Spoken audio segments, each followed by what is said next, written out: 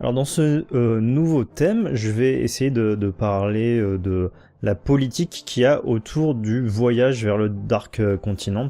Donc vous savez que par exemple à partir du volume 33, donc après l'animé, il y a énormément de politique et on peut ne pas forcément comprendre. Et moi c'est pareil, j'ai dû le relire plusieurs fois pour bien saisir un peu tout ça. Et pour ce thème-là, j'ai quand même pris pas mal de notes parce que je dois avouer qu'il se passe tellement de choses que même moi des fois j'ai du mal à me souvenir de tout et puis je veux pas dire de conneries, donc voilà, je préfère être sûr de ce que je raconte. Ça va permettre de resituer un petit peu ce qui se passe et je vais essayer de le dire de façon peut-être un peu plus claire, en tout cas plus simple. Comment on en est arrivé là et voilà. Donc en gros, je vais d'abord commencer par un petit état des lieux. Donc on a le Dark Continent, vous connaissez, donc ça, on a le monde des humains. Autour on a la mer des humains, puis la mer inexplorée. Au bout de la mer inexplorée, on a genre plusieurs grosses îles désertes qui peuvent ressembler à un continent. Donc en gros, le but c'est de déposer les civils sur ce qu'on va appeler le nouveau continent, donc un faux Dark Continent. Et une fois que ce sera fait, une fois que les civils seront faits, en tout cas ceux qui auront survécu à ce qui se passe dans le Blackwell, le but c'est de repartir en bateau vers une petite île d'abord qui sera un genre d'île pour se poser un petit peu avec les hunters, etc. Et avec Moreau, donc un bateau de Moreau, aller vers le gardien de la porte qui se situe juste à l'entrée de la mer sombre. Donc ça reste encore, on est encore au centre du grand lac Möbius. Et une fois qu'on aura passé le gardien de la porte, il va pouvoir fournir le mec un guide. Donc le gardien de la porte, c'est ce qu'ils appellent un clan de bêtes magiques. Donc on sait pas exactement ce que c'est, mais voilà. Ils peuvent fournir un guide pour pouvoir se déplacer vers le Dark Continent. Alors on sait pas vraiment si c'est... Enfin, on sait qu'on peut se déplacer sur place avec le guide, mais est-ce qu'il faut aussi le guide pour aller pour naviguer dans la mer sombre? C'est pas forcément dit. Et ensuite on arrive aux côtes du Dark Continent et tous les trésors dont on parle, toutes les calamités se situent aux abords du Dark Continent, de la côte du Dark Continent. Donc c'est vraiment, quand on voit, c'est assez simple de le remarquer quand on voit les cartes. Il y a des petites croix qui désignent les endroits où se trouvent les calamités et donc les trésors. Pour le moment, évidemment, on ne connaît que ceux de l'Est et pas ceux de l'Ouest, où normalement ce serait Don Fricks qui a rédigé le fameux livre sur le Dark Continent. Donc grâce à ce livre, ils ont pu en apprendre beaucoup. Ça c'était un des débats qu'on avait aussi, c'est comment il a fait. Donc Don Fricks a certainement dû aller là-bas. Les calamités, si elles sont toujours là, c'est qu'il les a pas tuées. Il est revenu, il a posé le livre et puis il est reparti, certainement, un truc comme ça. Bon, en tout cas, tout ça c'était juste pour reposer un petit peu les bases du Dark Continent. Ensuite, dans l'équation, on a en effet Beyond Net Zero, mais on a surtout le V5. Donc le V5, c'est les 5 plus grands pays du monde. Chacun représente un des 6 continents. Enfin, en tout cas des 5. Plus il y a un continent qui, pour le moment, n'est pas représenté. Et justement, ça va faire partie d'un des trucs dont je parlerai plus tard. Donc on a les États-Unis de Saerta, qui sont là où se trouve Yorkshire City. Le royaume de Kukanyu, c'est là où se trouve Zaban, c'est la toute première ville où va Gon pour passer l'examen des Hunters. Ensuite on a la fédération Ochima, la république de Mimbo et les nations alliées de Bekero. Sachant que le dernier continent, le continent Hyjin, c'est là où il y a l'empire de Kakin. et donc plus tard ils seront dans le V5 bon, pour former le V6. Donc voilà.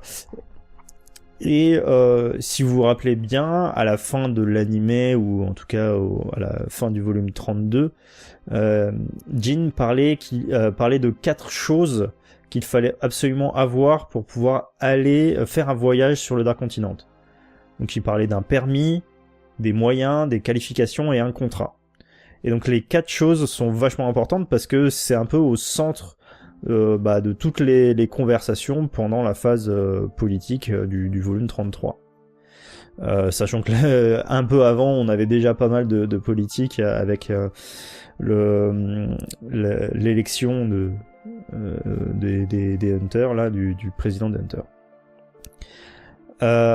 En gros, donc permis, moyen, qualification, contrat. Des fois, ça change de mots, mais a priori, c'est ça. En version française, on va dire. Le permis, en gros, c'est avoir le droit de voyager, tout simplement, par pas mal de... Enfin, voilà, de façon officielle. Les moyens, tout simplement, ce sont les moyens financiers. Les qualifications, c'est alors avoir en gros des personnes qui sont qualifiées et puis capables d'être déjà assez forts pour survivre, parce que il y a déjà, je crois, il disait 0,04% des gens qui en réchappent. Et puis aussi, les qualifications, c'est des personnes capables de faire des recherches scientifiques sur le Dark Continent. Et un contrat, donc le 4e, c'est la répartition des richesses que on pourra obtenir sur le Dark Continent. Et pour aller, alors tout ça c'est expliqué. Comment on fait pour aller au Dark Continent de façon officielle. Donc avoir le permis, ce fameux permis, sachant que Jin arrive à absolument aucune des 4 choses requises pour faire le voyage. Et vous allez voir que c'est beaucoup plus compliqué que ça n'y paraît. Rien qu'avoir le permis, c'est un enfer. Donc pour aller de façon officielle, il faut déposer déjà une demande à l'Agence internationale des permis. Alors en gros, le rôle de l'agence là, c'est de réguler les voyages vers le Dark Continent. Ils opèrent directement sous la direction du V5, donc les 5 plus gros pays du monde. Et sachant juste avant que le V5, ok, on est sur les 5 plus gros pays du monde, mais il parle pas pour l'humanité entière. Ça reste 5 pays. Même si c'est les plus gros de chaque continent, il y a, je sais plus, je crois qu'ils disent plus de 150 pays ou un truc comme ça. Donc bon, ça reste les plus gros, mais voilà, c'est plus ou moins notre G7 à nous. Donc voilà, l'Agence internationale des permis, ça c'est pour éviter qu'il y ait trop de gens qui tentent le voyage vers le Dark Continent. Le but de cette agence, c'est aussi de faire des recherches sur les voyages, donc d'organiser une base de données, et ils tiennent compte des situations socio-économiques, les situations politiques de chaque État, les évolutions de la biodiversité, climat, ils calculent les risques des voyages en gros. Et en général, ils ont, cette agence internationale des permis a le devoir de rejeter toutes les demandes. Donc voilà, déjà c'est la merde. C'est pour ça que Jin, à mon avis, il a bien galéré. Mais par exemple, dans les rares cas où on peut pas rejeter la demande, va y avoir un genre ils vont soumettre les voyageurs à un gros processus d'enquête et de formation pour pouvoir maximiser la sécurité et puis les accompagner. Mais en gros, ce que disait à un moment Beyond, ça revient à faire une visite. Une visite touristique, mais sous étroite surveillance. Et alors, une fois que la requête a été simplement donnée à l'Agence internationale des permis, il faut envoyer une demande au ministère des Affaires étrangères de chacun des pays membres du V5, donc ceux dont on a parlé tout à l'heure, et du coup, on est redirigé vers les services des voyages spéciaux de chaque pays. Pour chaque pays, il faut faire des briefings, des procédures, rédiger des contrats, tout ça. Ça peut prendre plus d'un mois par pays. Donc pour 5 pays, ça peut prendre entre 5 et 6 mois. Et dans le même temps, faut rencontrer le chef du service des voyages spéciaux, donc le chef qui n'accepte d'être vu qu'avec 3 lettres de recommandation de députés de son propre pays. Donc voilà, moi par exemple en tant que Français, on va dire, je dois avoir 3 lettres de recommandation de députés pour rien que discuter avec le chef des services spéciaux. Voilà. Et même après avoir fait tout ça, ça garantit même pas que le voyage soit accepté. Et on sait que il y a 200 ans, pour éviter justement toute cette pagaille, il y a le V5 qui a établi un protocole, donc c'est le fameux traité de non-invasion, ce qui permet d'éviter que n'importe qui se rende dessus.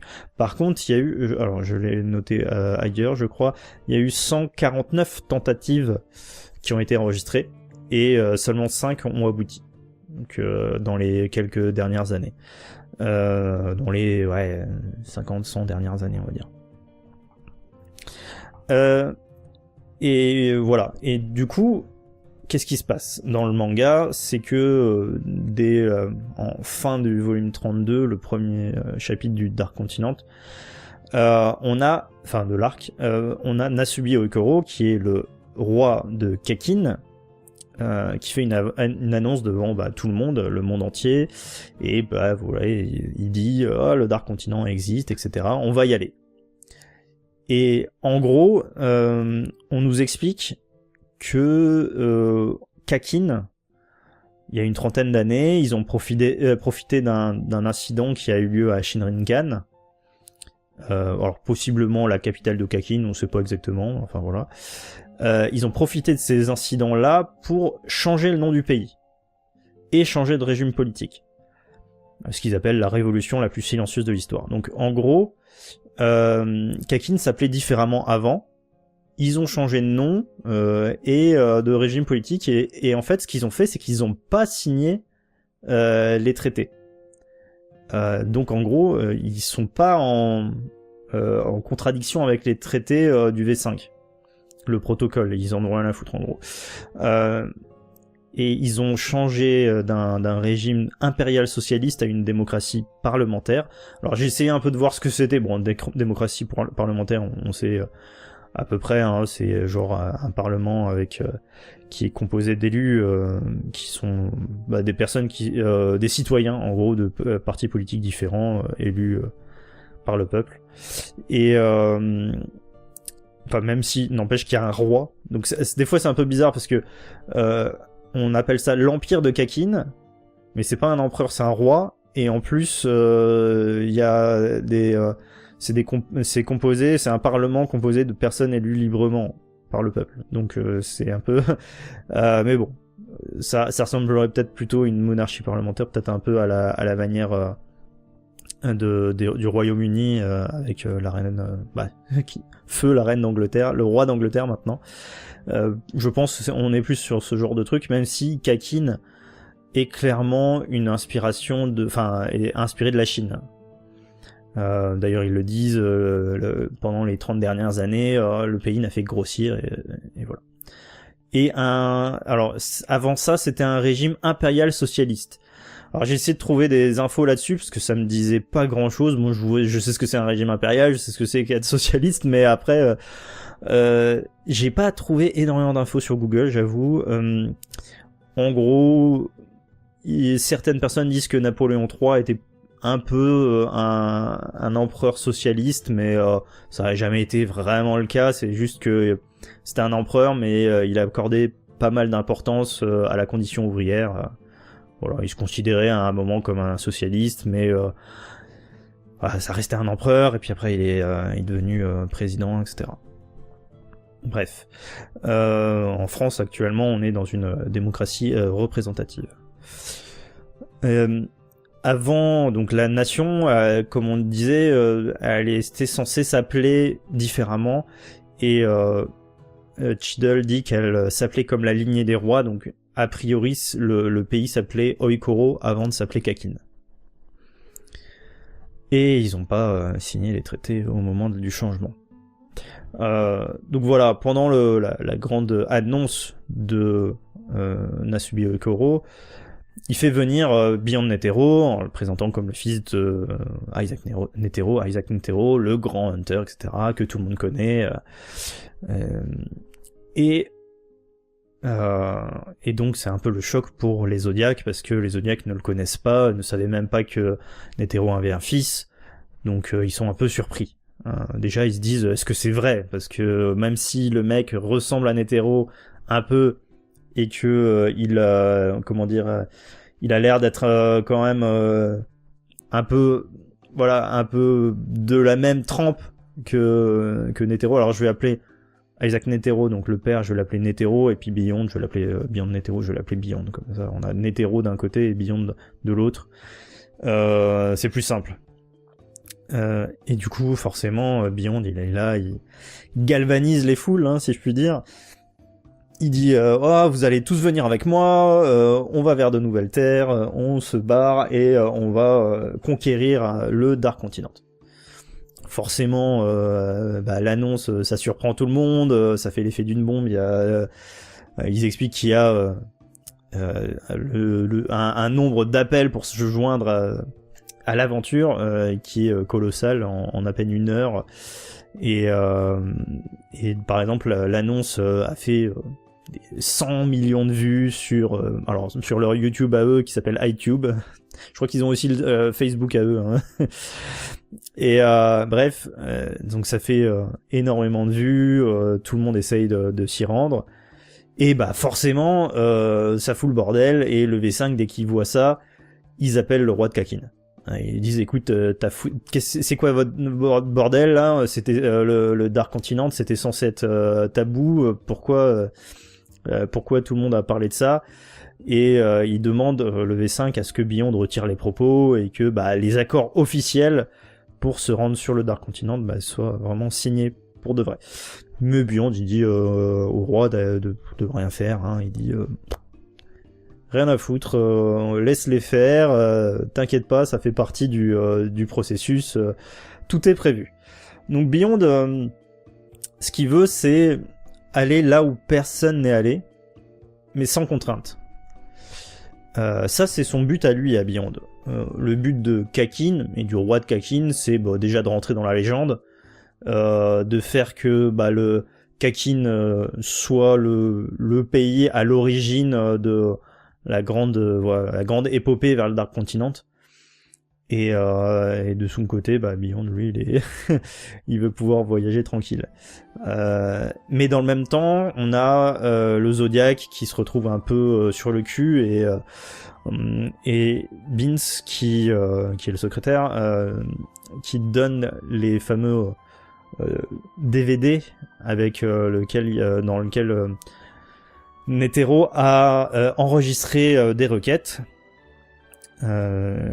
Au même moment, il y a Pariston et Jean qui décident de quitter le Zodiac. Et donc c'est une requête qui est accordée par Cheadle, qui est actuellement la 14e présidente de l'association. Alors, bon, on sait que Netero, grâce à ses DVD, qu'il est allé sur le Dark Continent de manière non officielle, avec Zigzoldyck et Lynette Odoble. Lynette Odoble, pour info, c'est la doyenne de l'association des Hunters actuellement. Avant c'était Netero certainement, là c'est la doyenne, mais à l'époque elle était jeune, puisque ça s'est passé il y a probablement une 60aine d'années, un truc comme ça. On voit que Netero a l'air quand même relativement jeune, mais plus ou moins comme à l'époque où il s'est fait comment je pourrais dire ça, où il a travaillé son haine en faisant des prières, etc. Donc c'est à peu près la même temporalité. Netero dit qu'il y allait 2 fois sur le Dark Continent, et que en fait c'est plus un combat contre la nature qu'un combat réel. d'adversaires, hein. C'est pour ça que derrière il a voulu absolument se battre contre Meruem, qui était vraiment un genre de, enfin, un contre un. Là où le Dark Continent c'est beaucoup plus compliqué que ça. Et Jin il dit que le V5 a entrepris plusieurs voyages par diverses routes. Donc ça c'est bien plus tard, hein, dans le manga, enfin c'est bien plus tard, c'est quand il commence à parler des trésors, etc. Et il dit que le V5 a envoyé, il sait que ils ont fait plusieurs voyages, donc on sait qu'il y en a eu 5 en tout officiels, et que ils ont ramené des calamités sur le monde des humains. Alors ça, on peut se poser la question, mais c'est vrai que bon, forcément on sait aussi que AI, l'une des calamités, a en gros pris corps avec Nanika, et on a vu par exemple dans les dans le bunker là, on a vu des trucs qui ressemblent à des horreurs qui ont été faites par des calamités et qui ont été ramenées dans le monde des humains. Et puis aussi on a le fameux Hunter qui a contracté le virus de Zobé. Mais alors ce qui est marrant, c'est que dans la version anglaise officielle, il y a un truc, c'est que Jin dit que les guides auraient pu faire exprès de leur faire ramener les calamités, mais en gros ce serait en guise de leçon. Si vous avez fait de la merde dans le Dark Continent, et puis on sait que les gardiens de la porte sont des gens qui n'aiment pas vraiment quand on fait de la merde, donc ils auraient très bien pu renvoyer les gens vers au monde des humains avec des calamités, si je puis dire. Donc ça c'est possible que, par exemple, lorsque Netero est allé avec Zigzoldyck et Lineto Doble de façon non officielle, ils auraient pu ramener sans faire exprès AI d'une manière ou d'une autre, ou en faisant exprès d'ailleurs, peut-être. Mais peut-être que Zigzoldyck a récupéré AI d'une manière particulière et qu'il l'aurait injecté, enfin un truc comme ça. Bref. Donc on sait qu'il y a eu tout ça, et à l'époque on sait donc que l'un des voyages a été effectué aussi par Beyond, et avec le V5 et puis le royaume de Kukanyo. Donc à l'époque, Beyond et le V5, ils avaient évité d'employer l'association des Hunters en envoyant secrètement leur propre équipe. Beyond a été en charge de l'expédition, en ignorant les avertissements de Netero, son père, et du coup ils ont pris une route inexplorée avec une équipe pour essayer de récupérer la plante alchimique Métallion. Il y a eu beaucoup de morts, il y a le fameux Hunter qui est revenu avec Zobé dans le corps, et en plus la plante s'est fanée, donc voilà, Métallion s'est fané. Et forcément, Netero, il a dit, il a interdit à son fils d'y retourner tant qu'il était en vie, ce qu'il a accepté. Alors peut-être que tout était... du coup, peut-être que justement le fait que Netero était en vie, il a demandé au V5 de bloquer Beyond pour y retourner, et en plus Netero il a rendu le Dark Continent tabou pour l'association des Hunters. Donc voilà, même si la plupart des Zodiacs le connaissaient, Jin il connaissait ce que c'était, etc., mais les autres, la plupart des gens savaient pas à propos du Dark Continent, de l'existence. Et Netero, sur son DVD, il veut que l'association explore le Dark Continent avant Beyond. Ce qu'il veut, c'est que l'association soit pionnier dans la chasse face au Dark Continent, à la dangerosité du monde, les mystères du Dark Continent, etc. Et les risques forcément sont énormes, mais que les retours seraient énormément bénéfiques pour l'association. Et il dit aussi, Netero, que on est à peine entré dans le Dark Continent et on a déjà tourné les talons, on est déjà retourné dans le monde humain, et alors que il reste énormément exploré. Donc au début, c'était un genre d'ordre de Netero. Il dit oh non, c'est pas un ordre, mais bon, les Zodiacs ont bien compris que c'était un ordre d'aller explorer le Dark Continent avant Beyond. Et forcément, enfin, et le V5, ils engagent les Zodiacs pour retrouver Beyond, puisque bah voilà, forcément ils ont fait de la merde avec Beyond a fait de la merde avec Kakin. V5 ils disent bon bah retrouvez-le-moi, chassez-moi Beyond et ramenez voilà pour l'emprisonner parce que il a dévoilé tout ça. À la base chez les Zodiacs il y avait juste Jin qui avait pour but de se rendre sur le Dark Continent, mais bon il a déjà quitté le QG des Hunters et en plus il a décidé de quitter les Zodiacs. Et mais par contre, bah Beyond dans la course, hein, si je puis dire, au Dark Continent, et Beyond a 50 ans d'avance, sachant que Jin a 32 ans, un truc comme ça. Donc bah d'ailleurs on peut supposer que ouais, bah, Beyond doit avoir dans les 70 ans, hein, je pense, un truc comme ça. Il a déjà 50 ans d'avance, donc il a tout prévu, en gros.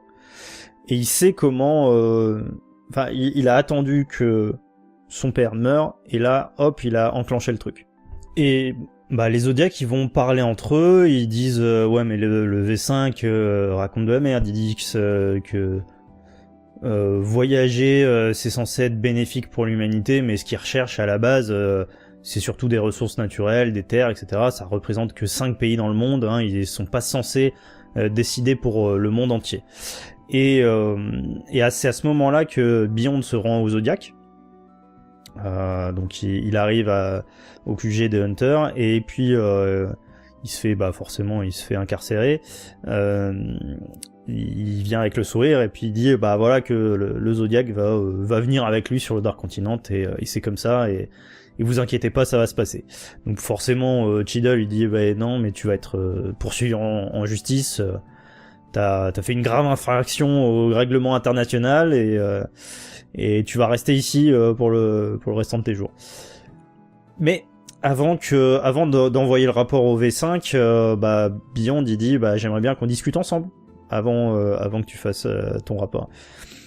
Et voilà, il explique un petit peu que par exemple que les civils vont être déposés sur une île déserte de la mer inexplorée avant que les Hunters entrent dans la mer sombre. Donc en gros,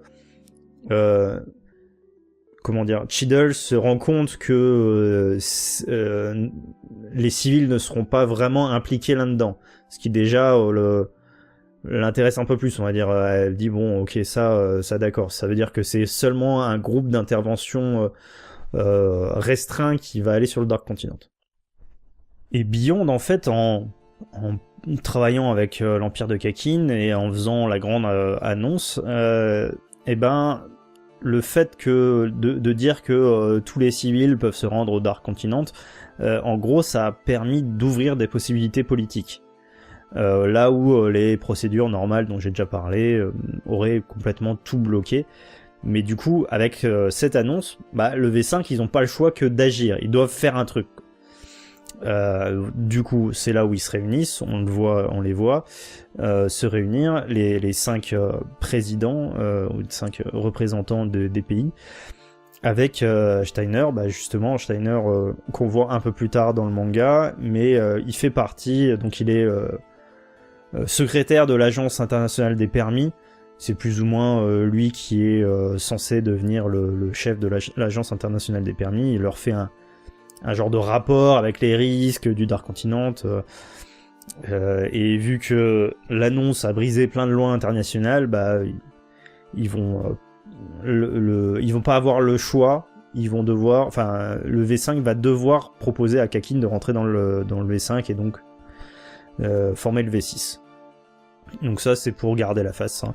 Et en gros les 5 pays du V5 ils vont devoir se débrouiller pour faire croire au public qu'ils avaient l'intention depuis le début de faire rentrer Kakin en tant que représentant du 6e continent. En gros, ils veulent voilà garder la face, ils veulent dire ah non mais on le savait que, enfin, on avait toujours prévu que le représentant du continent Agent serait Kakin, mais voilà, maintenant on le fait, voilà. Et en tout cas, ils veulent absolument pas que les gens pensent que le V5 a été obligé d'inclure le V6. Donc ça, c'est un peu un truc politique, voilà. Mais aussi le but, c'est de partager les gains de l'expédition à parts égales.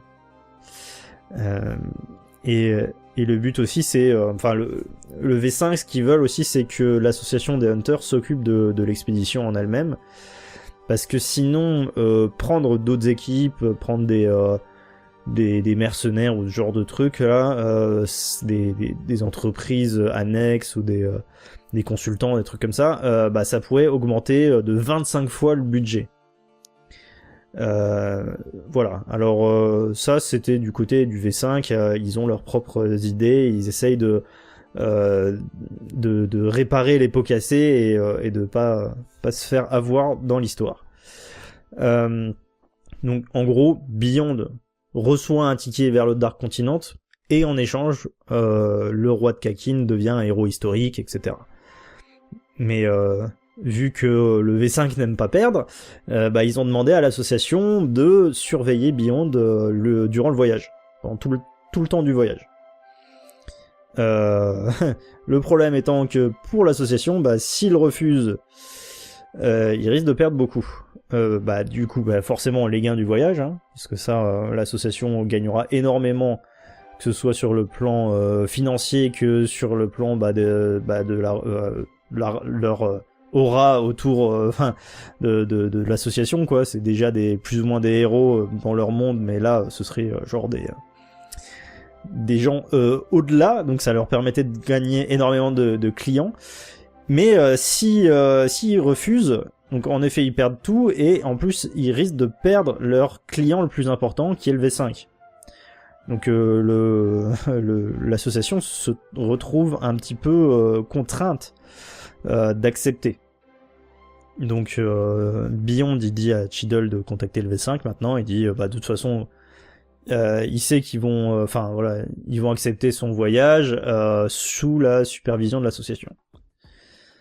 Du coup bah Cheadle, elle contacte le V5 et si tout ce que dit Beyond est vrai, ils vont y réfléchir. Mais d'abord, ils prélèvent quand même un échantillon de sang sur Beyond pour vérifier qu'il est bien le fils de Netero. On n'a pas les réponses de ça, mais on peut supposer que on a bien eu la confirmation que c'est le fils de Netero, sinon ça aurait pas tout enclenché derrière. Et alors, maintenant que Cheadle a eu un petit peu tout ça, toutes ces informations, ce qu'elle veut, c'est que bah, l'ensemble de l'association soit impliqué, pas seulement le Zodiac. Il s'imagine que bah, les proches de Beyond vont essayer de le faire évader sur le Dark Continent, ou avant, pour histoire de prendre une route différente. Mais alors du coup il faudra gérer Beyond, mais aussi les calamités. Donc ça risque d'être un peu coton. L'association gardera Beyond enfermé pendant toute la durée du voyage et de la préparation. Donc ça dure au moins 1 an, et ensuite les 2 mois du voyage. Plus ensuite, une fois on sera parti, on sera sur le Dark Continent, bah là, Beyond ne sera pas enfermé, mais faudra garder un œil sur lui. Du coup, le voyage, comment ça va se passer ? On sait tous ce que c'est que le Blackwell, hein, un énorme bateau qui peut transporter 200 000 personnes, ça c'est le premier voyage vers le nouveau continent, hein, avant d'aller sur le Dark Continent. On va avec des civils vers le nouveau continent, comme j'ai dit, une des îles, une fausse île, c'est une fausse île, c'est une île qui ressemble à un gros continent, mais qui permettra de faire croire que c'est le vrai.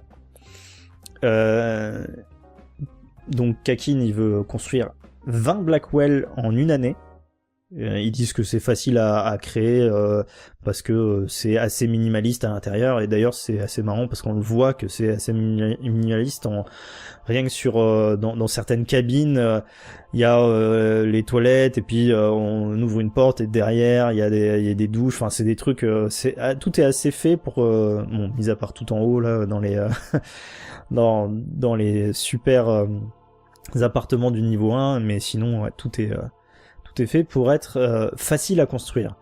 Et donc Kakin, ce qu'ils veulent, c'est envoyer 100 millions de personnes d'ici à 5 ans sur le nouveau continent. Et les civils, ils ont une chance sur 1300 de partir sur le premier bateau, ce qui est en vrai, ça va. Donc ça veut dire que on peut supposer que en tout, on aurait genre 260 millions de personnes qui ont demandé à partir sur le premier bateau, quoi. Donc ça fait une chance sur 1300. Si on a 200 000 personnes à l'intérieur, environ, hein, on est sur du 260 millions. Ce qui est pas mal, hein, sachant que si on peut envoyer 100 millions de personnes d'ici 5 ans, ouais, c'est pas mal. Donc voilà, c'est ce qu'ils appellent le plan d'immigration. Jin, donc il a décidé de rejoindre l'équipe de Beyond, hein, même si à la base il était venu pour les arrêter, mais finalement il est venu et il est arrivé, il a fait ouais bah finalement j'aimerais bien venir avec vous. Donc et de leur côté, l'association, ils ont deux choix. C'est soit accepter la demande, hein, c'est ce qu'ils ont fait, ou soit ignorer. Sauf qu'à ce moment-là, Jin, quand il discute avec Pariston, il sait pas s'ils vont accepter ou ignorer Beyond.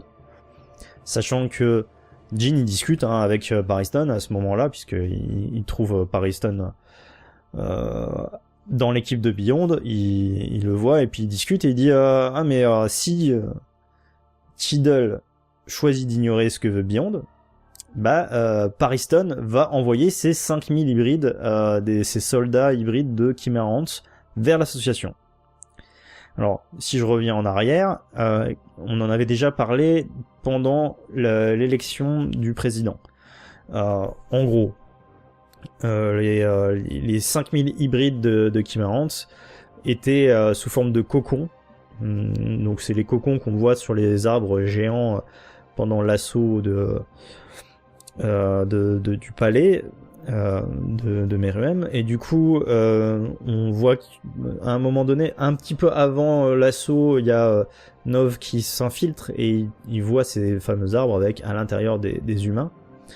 En gros, ils font partie des 5000 des survivants à une attaque de naines effectuée lors de la première journée de la sélection. Vous vous souvenez, c'était ce qu'avaient fait les Chimera Ants pour essayer de récupérer des soldats de naines, et leur but c'était de frapper tout le monde dans le pays du Goruto Est, et puis genre 5 millions de personnes pour avoir une armée énorme de soldats. Mais rien qu'une journée a créé 5000 hybrides, enfin 5000 personnes capables d'utiliser le naine, et derrière ils ont été mis sous forme de cocon, et voilà, et les humains, une fois sous forme de cocon, deviennent des hybrides, donc comme Pamon.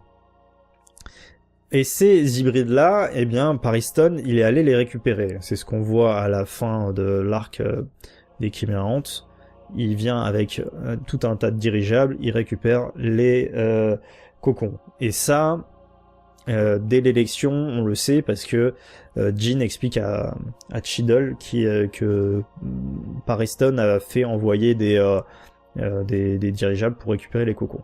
Et que actuellement, ils sont certainement déjà complètement, ils sont déjà peut-être déjà ouverts, enfin, comment on dit, éclos, et que ils se baladent certainement dans le nouveau jardin, ce qu'ils appellent le nouveau jardin, puisque NGL est maintenant sous la juridiction de l'association des Hunters. Donc voilà, Jin sait que il y a eu ça, et pendant l'élection il disait mais à tous les coups Pariston va temporiser jusqu'au jour il va temporiser l'élection jusqu'au jour de l'examen des Hunters, où il va envoyer tous ses hybrides passer l'examen des Hunters, et du coup là il sera sûr de gagner en gros. Voilà, ça c'était un peu l'idée. Donc maintenant, quand Jean discute avec Pariston à côté de l'équipe de Beyond là, il dit que en effet il va envoyer encore une fois ces 5000 hybrides de Chimera vers l'association, et il dit Jean il dit à Pariston que lui il sera son adversaire, donc laisse tranquille l'association en gros. Et Jean explique que, enfin, il discute avec Pariston, il dit mais est-ce que tu sais comment je sais pour les hybrides? Pariston il dit c'est pas comme si j'avais essayé de le cacher, hein. Voilà. Bon, même si en vrai quand même un peu, parce que ça a pas été enregistré, hein, le fait d'utiliser les dirigeables pour aller les récupérer. Donc c'est Jean qui le sait parce que il a discuté avec des pilotes. Et donc quand Jean parle de Netero, Pariston il dit que Netero lui en fait il aurait pas fait comme Cheadle, il aurait pas juste fait un choix entre les deux qui leur a été proposé, hein, qui est soit accepté soit ignoré Beyond. Non, Netero, Isaac Netero, le père, il aurait trouvé une alternative, il aurait accepté de perdre le V5 comme en tant que client, et il aurait trouvé une autre manière d'aller sur le Dark Continent et justement attendre Beyond là-bas pour le chasser. Ça aurait été plutôt ce qu'aurait fait le père, quoi. Il dit Pariston il dit l'association elle se ramollit en gros, et ils auraient dû faire comme ça et pas juste choisir entre les deux options. Mais Jean il voit clair dans le jeu de Pariston. Il sait que Pariston lui en fait envoyer les hybrides c'est juste pour s'éclater, quoi, juste pour s'amuser. Qui veut, en gros, Jean dit que Pariston veut de l'attention, hein, mais en tout cas s'il l'a pas, c'est clair qu'il enverra les 5000 hybrides, non pas à l'association, mais foutre le bordel dans le monde. Forcément, en faisant ça, ça va forcer un changement des lois en ce qui concerne l'accès au Dark Continent. Mais bon, derrière, si l'association fait preuve d'un peu plus de fermeté, par contre, Pariston il fera un petit peu comme ce qu'il avait dit. Il enverra les 5000 hybrides passer l'examen de Hunter, vu que en vrai, passer l'examen de Hunter, n'importe qui peut devenir membre, donc n'importe qui peut le passer, alors pourquoi pas. Et du coup, Jean pense que Pariston il va se débrouiller pour faire gagner le plus d'hybrides possible. Comment il va manipuler l'examen dans les coulisses. Cheadle elle veut plutôt un examen équilibré, et lui il va se démerder avec les connaissances, enfin les gens qui manipulent pour faire passer le plus d'hybrides, et une fois qu'il y aura énormément d'hybrides dans l'association, Pariston il pourra faire ce qu'il veut puisqu'il aura la majorité en gros. Bref, tout ça c'était entre Jean et Pariston. Tout ça n'a pas beaucoup abouti, hein. Tout ce que ça a donné, c'est que Pariston il est content d'avoir un adversaire comme Jean, et il va se dire je vais me focaliser sur Jean, et puis ça va être un peu plus rigolo que l'association qui est en train de se ramollir, quoi.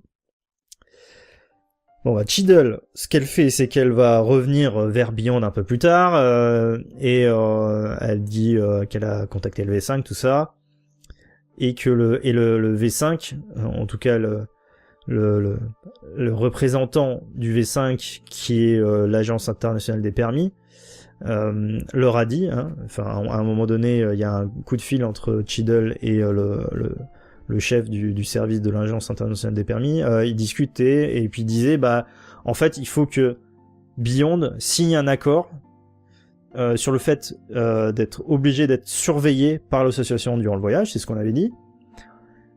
Il devra aussi dans l'accord qu'il va signer, il va falloir que il aura pas le droit de communiquer quoi que ce soit aux médias. et il aura juste le droit d'être présent lors de la première, quoi, le jour où ils vont partir sur le Blackwell. C'est ce qu'on voit à un moment donné, on voit Beyond Netero avec le pays de Kakin, avec les 14 princes, et il a juste le droit de faire ça, et puis direct il va être réemprisonné derrière. Et si il brise quoi que ce soit de cet accord, il peut être emprisonné à vie. Mais le truc, c'est que si Beyond s'échappe, qu'il trouve quelque chose sur le Dark Continent, qu'il utilise les médias à son avantage, là par contre ça risque gros pour l'association. Parce que l'association, ils vont passer pour des cons, en gros, et ils risquent de perdre justement le V5 en tant que client. Donc tout ça, c'est pas vraiment génial pour l'association des Hunters, quoi. En gros, c'est soit ils se font avoir par Beyond, et ce qui risque probablement d'arriver, et donc à ce moment-là, ils vont devoir gérer le truc. Ou soit ils arrivent à faire tout ça, à gérer Beyond, gérer les calamités, rapporter quelque chose d'intéressant du Dark Continent. Alors le but, c'est de récupérer, d'emprisonner une calamité ou un truc dans le genre. Enfin non, certainement aussi récupérer le trésor. Et moi j'avais comme théorie qu'on normalement on se baserait plus sur Beyond, donc on irait plus vers le nord du Dark Continent, et du coup aller essayer de récupérer les herbes qui permettent de guérir plein de maladies là, et ce qui est logique pour l'humanité, ce qui est plutôt utile, et c'est apparemment les infos qu'on a le plus, c'est-à-dire de ce que nous on a en tout cas. Bon, on n'a pas lu le bouquin de Don Fricks, mais ce que nous on sait dans le manga, c'est que apparemment Jin, tout ça, ils ont l'air d'avoir beaucoup plus d'infos sur comment aller jusqu'à Beyond et récupérer les herbes médicinales, quoi. Donc ce serait logique d'y aller. Voilà. Donc ça, c'est pour le côté de Cheadle et Beyond. Et donc Beyond signe l'accord.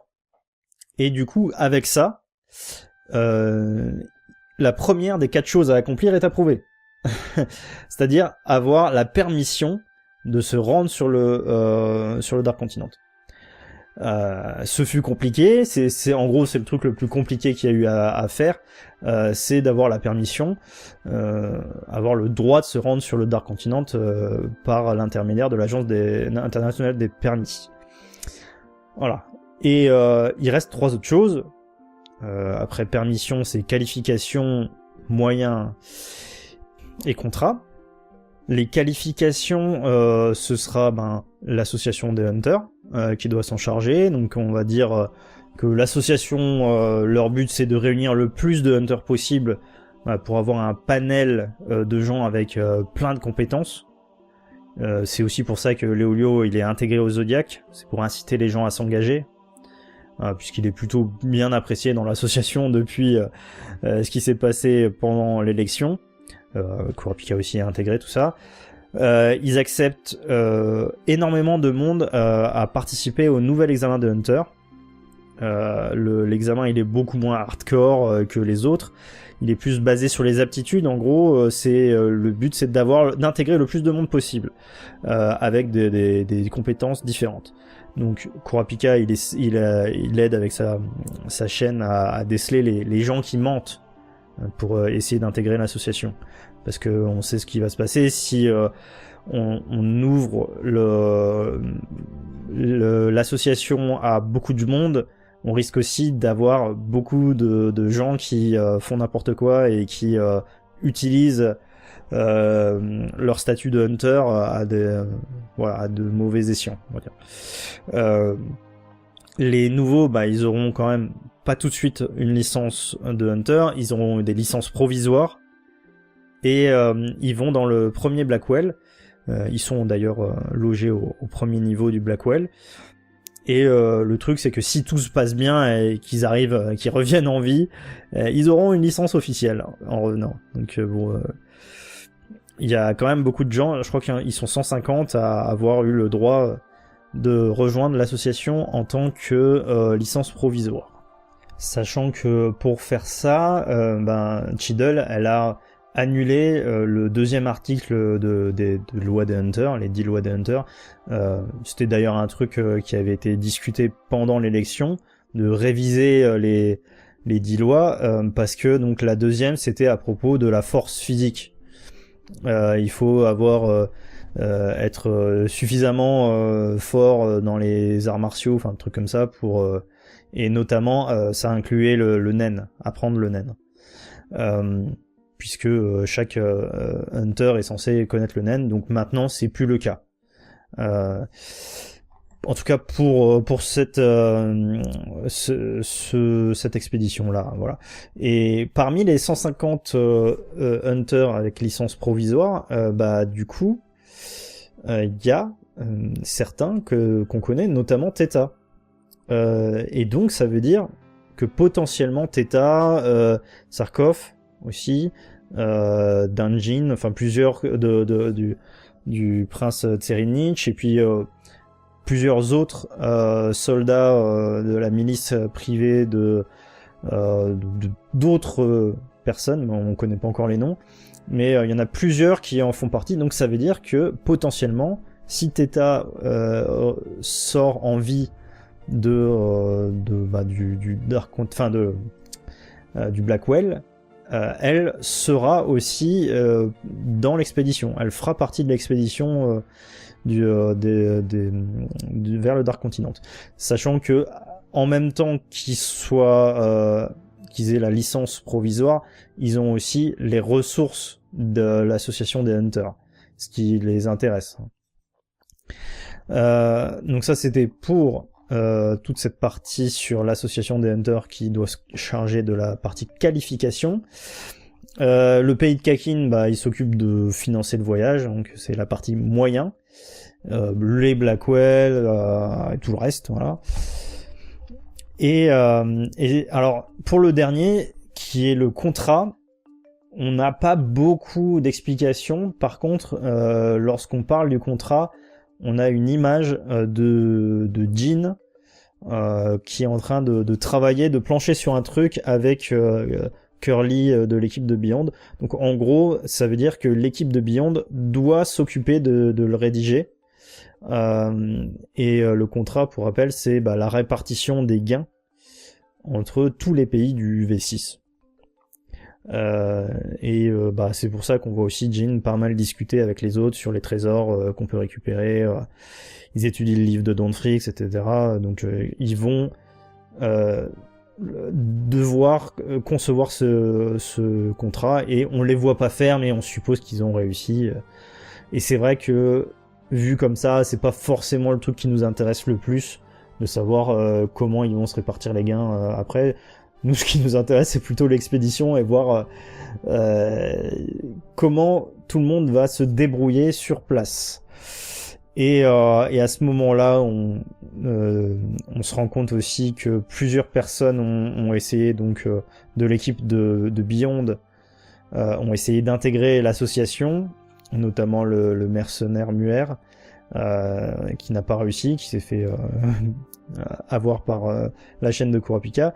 Et Kurapika aussi, il arrive à se rendre compte que Sayu est une taupe parmi les Zodiacs. Donc Sayu, c'est le singe des Zodiacs.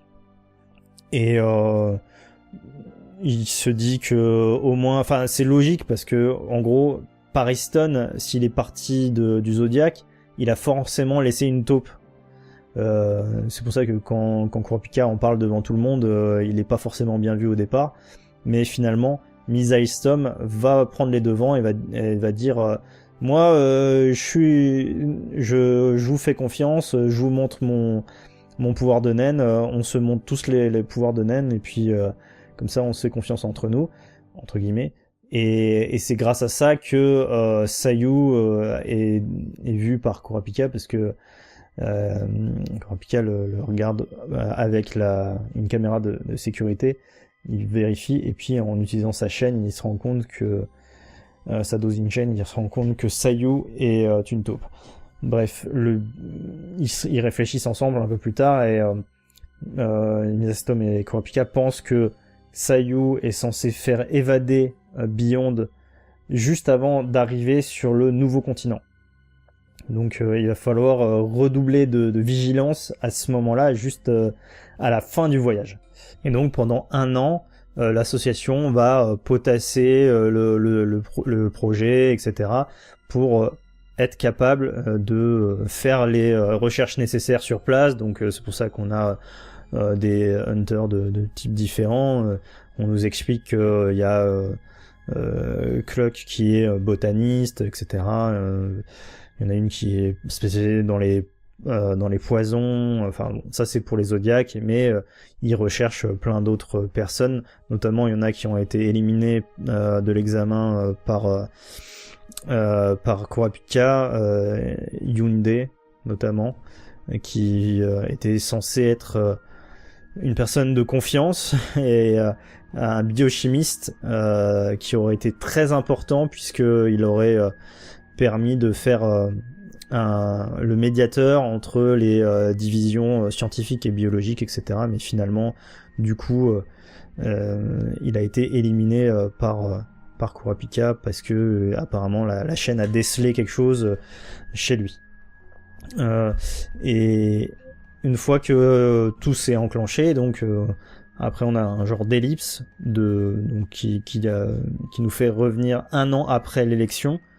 Donc exactement le même jour que la date de l'élection, 1 an après, on a le départ vers le Dark Continent par le premier Blackwell.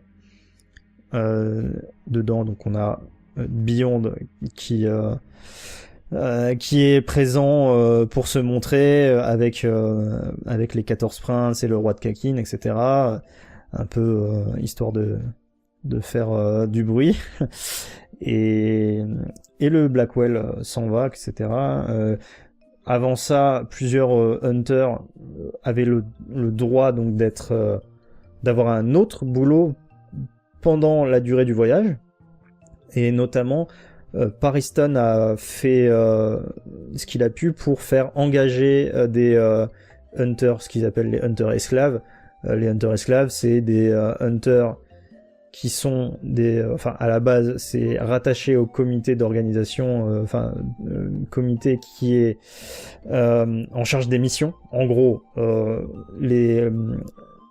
l'association des hunters reçoit des missions, et il y a un comité qui est là pour donner les missions aux hunters. Et c'est là où plusieurs personnes sur internet ne comprennent pas pourquoi par exemple les Zodiacs n'ont pas, ou Jin n'a pas aidé Netero lors de l'invasion des Chimerans. C'est parce que le comité qui est en charge de donner les missions a obligé Netero à se débrouiller avec les hunters qu'il avait sous la main. Moro, Nov et Killua, Gon, etc. Knuckle, tout ça. Il dit débrouillez-vous avec ça, on vous donne pas plus de ressources que ça. Et le truc c'est que Netero il pouvait pas, en tant que président, ça reste une association, donc il est président, certes il est en charge des examens, etc. Mais il peut pas s'opposer à ce que lui dit le comité. Donc c'est en gros des représentants, des mecs qui sont là pour choisir qui va être envoyé sur une mission. Et le truc c'est que le comité là, il est un peu à la botte de Pariston. Ce qui fait que Pariston va pouvoir avec ses 200 hunters qu'il a un petit peu à sa botte, ce qu'on appelle les hunters esclaves, ceux qui sont en gros ces hunters là, c'est des gens qui ne font que accepter des boulots de la part de l'association. Ils vont pas aller chercher des boulots ailleurs, etc., comme le font plein d'autres hunters. Eux, ils sont là, ils acceptent les petits boulots qu'on leur donne, ils font les boulots, et puis ils gagnent l'argent, et puis c'est tout. Et ces hunters esclaves, Donc c'est Pariston qui un peu les gère, et ça faisait aussi partie de l'élection, de toute l'histoire de l'élection, que Pariston a dit à tous ces hunters-là que s'il est élu, seulement les hunters qui auraient voté pour lui auraient des boulots de la part, les meilleurs boulots en gros de la part de l'association. Donc c'est pour ça qu'il les a un peu à sa botte, et forcément il a eu plein de personnes qui ont voté pour lui. Et donc ces hunters esclaves là de l'association, enfin esclaves, mais ce sont des mecs qui sont en gros rattachés au comité, comme ils l'appellent, donc qui acceptent des missions. Ils ont eu facilement des petits boulots dans le Blackwell, notamment des bons boulots de garde du corps des princes, donc au premier niveau. C'est comme ça que Bill, par exemple, a été embauché par l'intermédiaire de Pariston, et donc par l'intermédiaire de Beyond aussi. Et pour avoir d'autres boulots, par exemple Kurapika, avec son groupe, Izunabi, Basho, Senritsu, Biscuit et puis Hanzo, eux ils ont été obligés de postuler à un emploi de garde du corps. Donc c'était le fameux moment où ils ont plein de 6 emplois, et puis donc ils essayent de se faire embaucher par des princes, et notamment ils essayent de trouver qui est Tserinich parmi les princes, puisque les emplois, on n'a pas les noms des princes qui emploient. Donc bref, voilà, ça c'était pour cette histoire-là. C'est un boulot annexe de l'association des hunters. S'il y a des hunters qui avaient envie d'être garde du corps, soit ils se débrouillaient de cette manière-là, donc en postulant à un emploi, soit Pariston, il envoyait des hunters esclaves à sa botte, quoi, pour faire ça, pour faire ce genre de boulot. Voilà, et du coup le voyage se poursuit. Beyond est enfermé au premier niveau dans une cellule, et en attendant de se faire potentiellement libérer, et c'est là où ça risque d'être un peu compliqué pour l'association, qui va devoir retrouver Beyond tout en faisant le nécessaire pour faire tout ce qu'il faut dans le Dark Continent. Mais moi je me dis que il y a possibilité que Beyond ne s'échappe pas, et que en fait on se pose un petit peu le temps que tout le voyage se termine, etc., qu'on ait les gens les civils qui arrivent sur le nouveau continent. Une fois que ce sera fait, peut-être que Beyond arrivera à s'échapper, mais seulement quand ils arriveront sur le Dark Continent. Ça me surprendrait qu'ils s'échappent avant d'arriver même sur le nouveau continent, mais bon, peut-être, on va voir. En tout cas, Pariston explique qu'il n'a aucun plan donné pour le faire échapper, donc ce sera, en gros, il a laissé Sayu se débrouiller, et peut-être, mais le truc c'est que comme Kurapika et Misaistom savent que Sayu est une taupe, ils vont pas le lâcher. Et un truc que j'ai pas dit, mais chaque membre du groupe de Beyond est un expert dans son propre domaine. Ce qui fait que Beyond va avoir dans son groupe les personnes qu'il a jugées nécessaires pour aller sur le Dark Continent. Mais ça, je pense que je ferai un thème spécialement sur l'équipe de Beyond. Et voilà pour ce thème, j'espère que ça vous a éclairé.